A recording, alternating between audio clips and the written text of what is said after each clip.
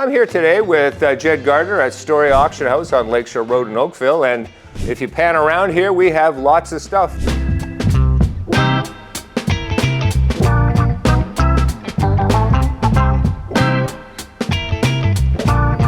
When I go into a home and someone's been there for 20, 30 years, maybe an adult child is looking at helping a parent declutter the house. So they'll walk me through the house and they'll point out, there's the valuable dining room suite, invaluable, and then they'll point out the china, the silverware, and the table over there that's got to be worth millions of dollars, and the paintings on the wall. Yeah, and a lot of times people are dealing with the information they've been given. It may have at one time been accurate, but there's trends in the market, so things go up and down. So the very valuable dining room set that you mentioned could be worth almost nothing now. So in the current market, for example, young kids aren't that interested in having a formal dining room set. So all of these formal dining room sets that were maybe very expensive and very sought after for a long period of time are quite difficult to sell. I look around the shop and I see a lot of items that are obviously silver. Is that something that is, just because silver is up in value, you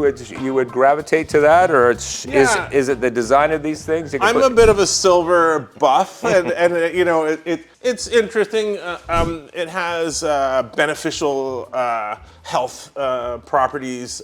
Silver is an anti-carcinogenic. It doesn't impart flavor, so that's why when you have a wine taster, I think I have some over here. When you have a wine taster, they use a silver cup because it doesn't impart any flavor into the wine. So it has a lot of health benefits. So you have categories again, and so you would have right up to like the highest silversmith, someone like Paul Storr, where his pieces, he's basically like the Picasso of silversmiths, and his pieces would sell for a large premium over the silver value, usually. And then you have silver plated items, some of which are here, that have relatively little value in the current market. A lot of kids, as you can imagine, they don't want to clean silver. They don't have the servants necessarily. They don't live that formal lifestyle. Right, yeah. So that is the real big switch we've seen, like the sort of more casual living of the younger people. They've gotten away from the formal dishes. The serving trays and Yeah. Although, it's curiously mentioned, like serving trays are something that they can be plate or sterling, are still quite popular because you put anything on a sterling tray and it looks impressive. It looks good. Yeah, now as you talk about plate and actual silver, you go in and you can quickly distinguish the difference between the two? Almost every piece of silver is marked, but there's different markings for different countries. There's some are quite small and ridiculously hard to find. Some are pretty obvious. I have a piece here. So this is an English, it's actually a wine ewer, so a wine decanter. Okay. And you can see the marks here on the top. Every part of this would be marked, so this lid would be marked.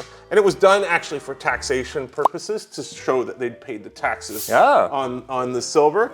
But it has a super handy application now because this tells me when it was made, where it was made, who made it, the silver content. So everything about that piece is actually listed in those marks there. So English silver is excellent for easy identification for someone like myself. Some others are a little trickier. They might be in Chinese, they might be in Arabic, Hebrew, or just different marks. So you have Italian marks might be like an 800 with a little symbol beside it. And that would mean it's 80% silver as opposed to 92. I don't want to get too technical, but yeah. Okay. Now, families would have trays or maybe a decanter, but most families that I go into will have a set of very nice silverware. Yeah. Is there a value in that these days? Is it's one of those things that is kind of going away from the marketplace? Yeah, well, so if it's sterling silver, of course, you have the commodity value, which is going up all the time. I mean, it's a little bit volatile in the current days. And in the last year or so, silver almost tripled. So your sterling silver set that was worth about $1,000 is now worth $3,000, $4,000. Wow. Yeah, so not something to sneeze at. And a lot of times when I go in a house, people are unaware. They think it's plate and it's sterling, or they think it's sterling and it's plate. And there's a big difference in terms of the value. Oh, for sure. Now if it's actual silver, would someone buy that to melt it down, or is it just they would keep it as the set, or? Yeah, it's always based on the weight. Okay. So if it's sterling silver, if it's a real big set, it's going to be more valuable because it's going to have more silver inherently in it. So Right. It's based on the weight. But if it's an important maker, it might exceed the weight Right. value. So if it has a stamp of someone famous, Tiffany, like you said, or a Cartier, or there's also like some Paul Revere, didn't he do silver? Paul Revere, yeah, Paul Revere. I got a job here. I know. I'm excited. Michael, yeah. So when you get in like American, like rare marks from the 17th, 18th century, I had a friend who took a little cup to auction. He knew someone from Sotheby's, and they said if he had anything to bring to auction. He took a little cup to auction.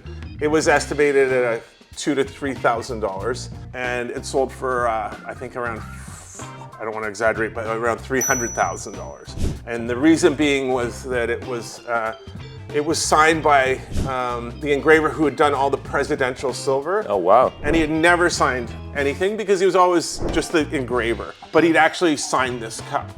But when he took it to Sotheby's, they didn't realize it was signed by this gentleman. So they estimated $2,000 to $3,000.